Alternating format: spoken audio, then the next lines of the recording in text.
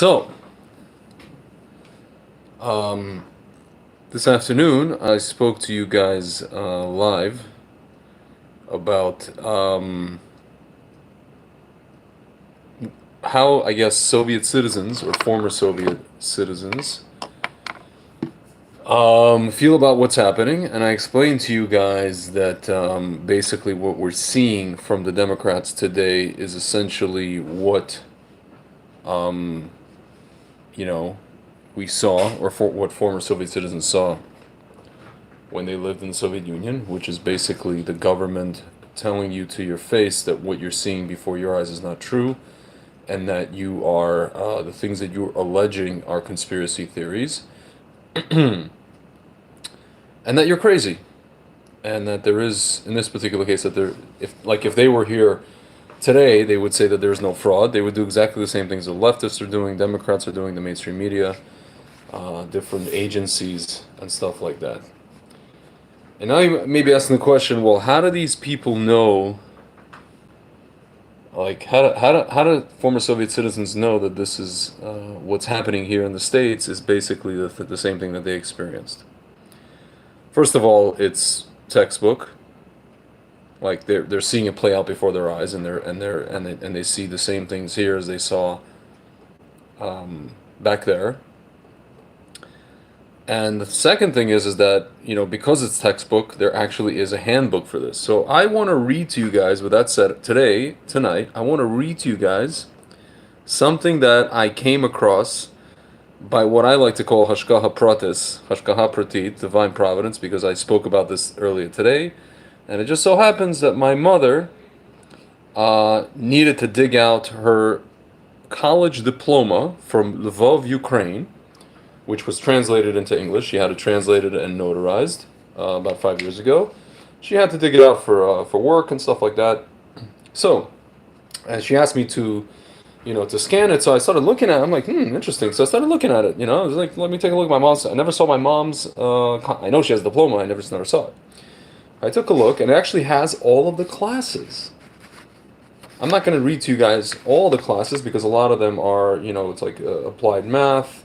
See, it says mathematical analysis, math logic algorithm theory, mathematical physics, etc., etc. Okay, there's all these math courses, like crazy, crazy math courses. Applied math, because my mom's an IT person. So is my father. They met in the applied math, as we call in Russian, fakultet, department. Somebody's asking, what do you say about Mendel Kessen being wrong? I'll answer your questions afterwards. Hello, my friends.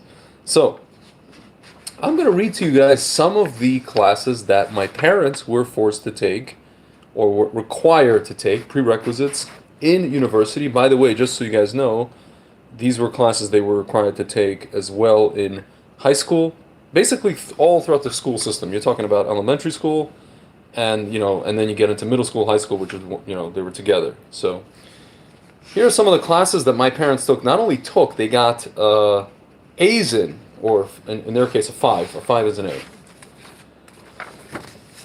I'm just going to read this.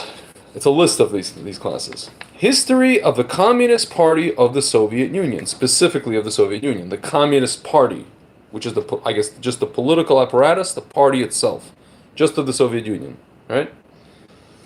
Marxist-Leninist philosophy, so you're talking about the economic treatise, the economic philosophy, you're talking about reading Das Kapital, you're talking about reading anything that was published by Marx and Lenin and anyone else publishing any work related to that. Number 3, scientific atheism.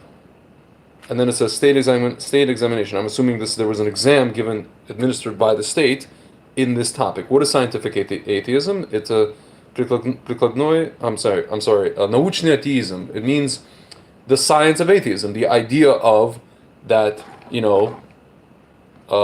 essentially materialism, that there is no God, and it's actually a science.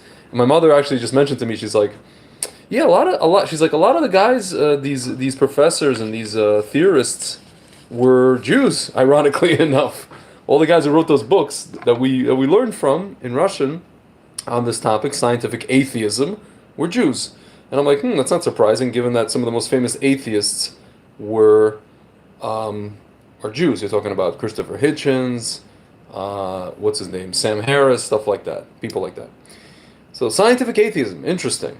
So for those of you guys who are saying, well, I'm a rationalist and I'm a this and I'm a psychohumanist, guys, atheism was a staple of education, a staple in one of the in the education system in the Soviet Union, because once you believe in something higher, a higher power, they knew that you don't need the state, right? That was their mentality, and they're absolutely right.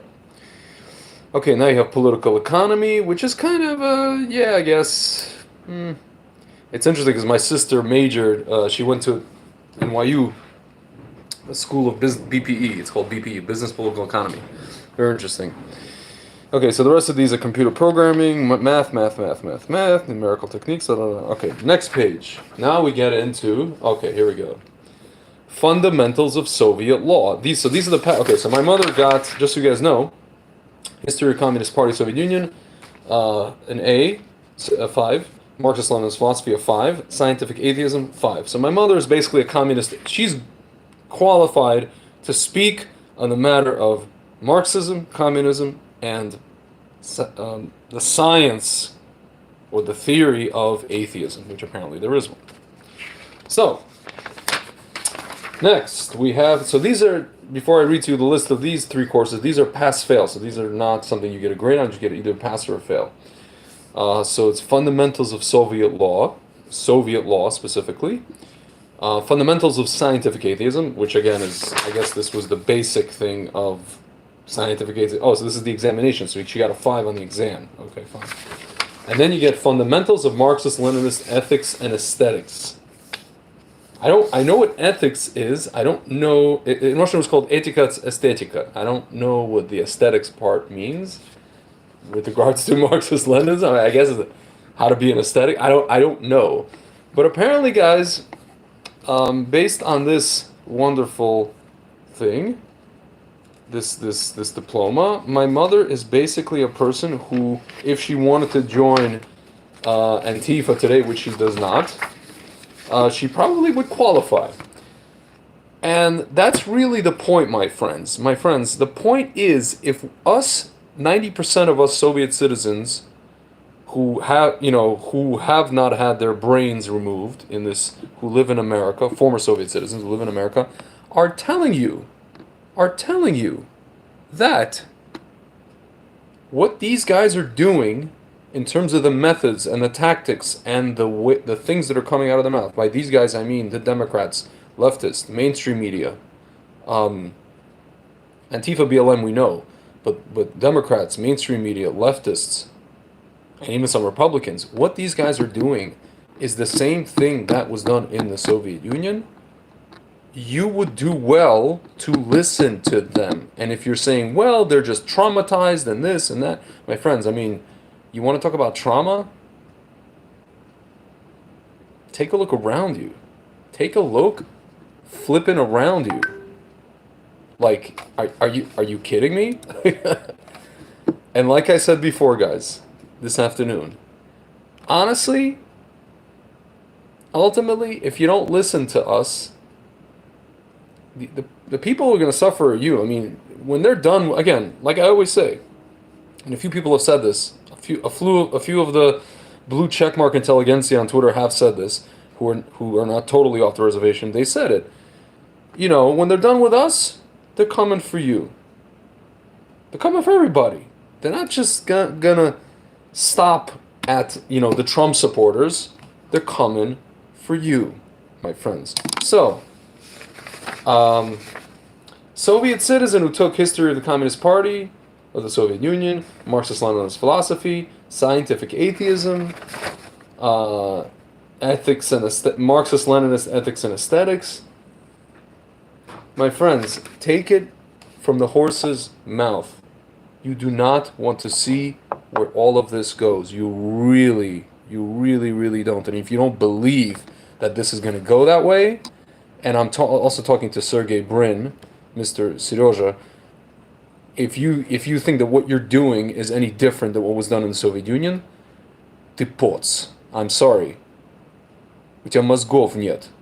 www.mozgov.net. N-Y-E-T, okay? And for all the rest of you Russian-speaking Americans or Russian-speaking Jews working in Silicon Valley, what I would do if I were you is I would try to somewhere, I don't care if you have to go in the garbage can or in the garbage dump or I don't know where, you lost it. Try to find your brain and put it back into your head. Or if your brain is still there, and maybe you flip the switch and shut it off. Подключи, turn it on again, because you guys are just off the reservation. You're off the reservation. And if you tell me, well, I just don't know what democracy is, and I want a dictator, and I want this, and I want that, and you talk that, guys, I don't need your talking down to. I very well know what democracy is, which actually in America is not a democracy, it's a representative republic. It's a different conversation.